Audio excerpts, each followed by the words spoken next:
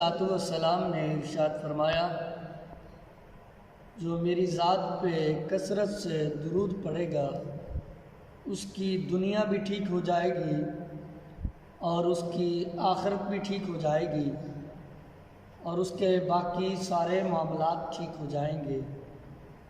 حضور علیہ الصلاۃ والسلام خوش ہوتے ہیں کہ کوئی میری ذات پہ درود پڑھے اور اللہ اس پہ اپنی رحمتوں کا نزول فرمائے۔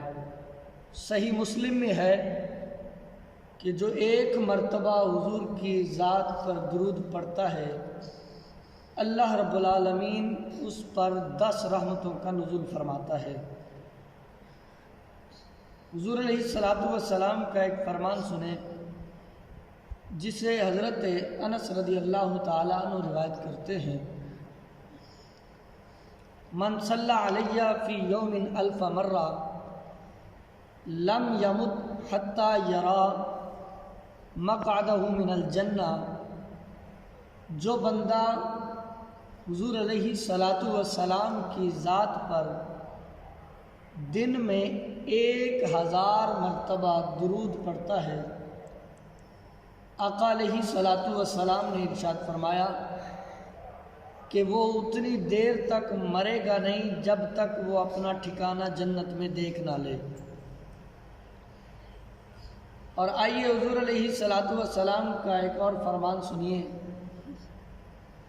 جس کو حضرت ابو درداء رضی اللہ تعالیٰ عنہ نے روایت کیا ہے اور ابن ماجہ نے اس کو اپنی سند سے روایت کیا ہے۔ قال قال رسول اللہ صلی اللہ تعالی علیہ وبارک وسلم، اکثروا علی من الصلاة کل یوم الجمعہ فإنہ مشہود تشہدہ الملائکہ۔ فرمایا کہ تو ہر جمعے میری ذات پر کثرت سے درود پڑھ کیونکہ یہ یوم مشہود ہے، اس دن فرشتے حاضر ہوتے ہیں۔ حضور نے فرمایا اس لیے کہ جو میری ذات پر کثرت سے درود پڑھتا ہے جب تک فارغ نہیں ہوتا اس کا درود میرے اوپر پہنچا دیا جاتا ہے۔ قال، حضرت ابو درداء رضی اللہ تعالی عنہ کہتے ہیں، قلت، میں نے کہا کہ وبعد الموت یا رسول اللہ صلی اللہ علیہ وسلم، جب آپ اس دنیا سے چلے جائیں آپ کے جانے کے بعد بھی یہ عمل اور یہ وظیفہ ہم کرتے رہیں اور یہ عمل اور یہ وظیفہ آپ تک پہنچتا رہے گا۔ اور آپ جانتے ہیں حضرت ابو درداء رضی اللہ تعالیٰ عنہ بڑے جلیل القدر صحابی ہیں اور صحابہ کرام علیہم الرضوان میں سے انتہائی متقی اور پرہیزگار صحابی ہیں۔ انہوں نے حضور کی بارگاہ میں عرض کی، یا رسول اللہ صلی اللہ علیہ وسلم، وبعد الموت، حضور آپ کے جانے کے بعد بھی یہ عمل اور یہ وظیفہ ہم کرتے رہیں اور یہ آپ پر پہنچے گا؟ تو آؤ سنو حضور علیہ الصلاۃ والسلام کا فرمان۔ حضور نے فرمایا، ان اللہ حرم علی الارض ان تأکل اجساد الانبیاء، اللہ رب العالمین نے زمین پر حرام کر دیا ہے کہ وہ نبیوں کے جسموں کو کھائے، بلکہ انبیاء اپنی قبروں میں زندہ ہیں اور انہیں رزق بھی دیا جاتا ہے۔